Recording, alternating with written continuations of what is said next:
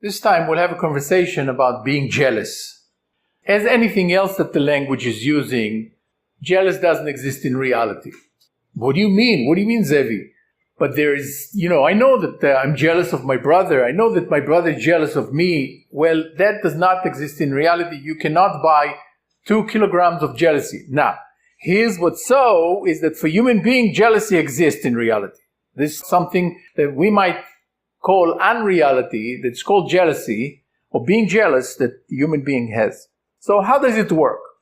Consider that you were young, and let's say your brother or your sister or somebody, a cousin, had something that you don't have. And then you went to your room, or you stomped your feet, or you did something, and then somebody said, he's jealous. Poor guy, he's jealous. And at that moment, the typewriter in your brain connected the experience that you had in your brain, the words that you heard there, the smells that you smelled, the voices that you heard outside you, the sights that you saw, with jealousy. And with that comes, some kind of this combination comes, those expressions, those manifestations of body sensations, or voices in your head, or actions that you do, comes into effect. That has nothing to do with you at the time that it happens, with you at the age that you are, at the stature that you are. For instance, I remember the experience of being jealous. I was walking in New York with my third wife, and she one day, then we saw somebody that she knew, and she went to him and she hugged him, and she didn't even tell me who this person is, this man is, nothing about it, and then we just left. And what I had the experience in my belly, and my brain was telling me, wow, you're jealous. She shouldn't do that. She should be with you. She shouldn't hug others. How come she doesn't share with you who's this person? Maybe she has a relationship with him and you don't know. All that comes in one shot. Jealousy can also happen for a human being as an unreality between brothers and sisters.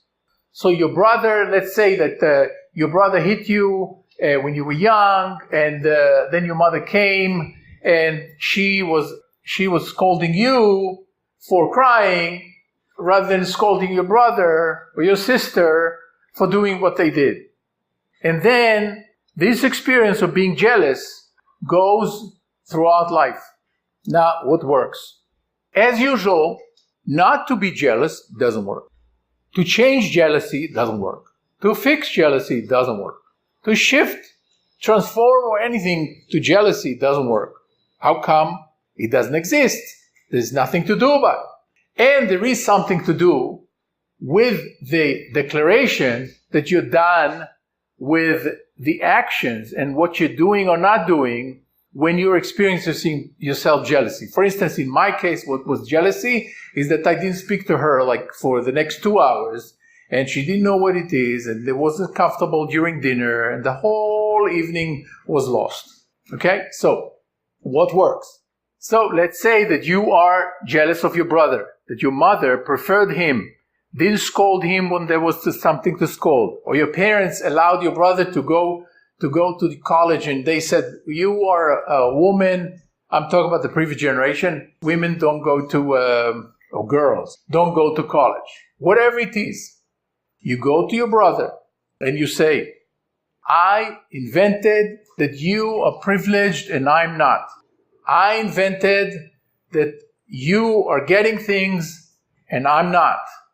That you are getting more of the pie than I am. And I'm done with that.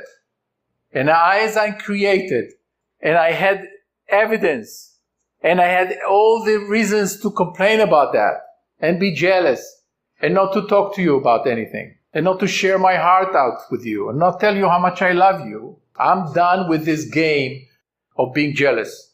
And I create you as the best brother anybody can have. I don't want to have any other brother. I want to have this kind of a brother, this kind of a sister, nobody else. And I apologize. And I'm done with that. That works. Thank you.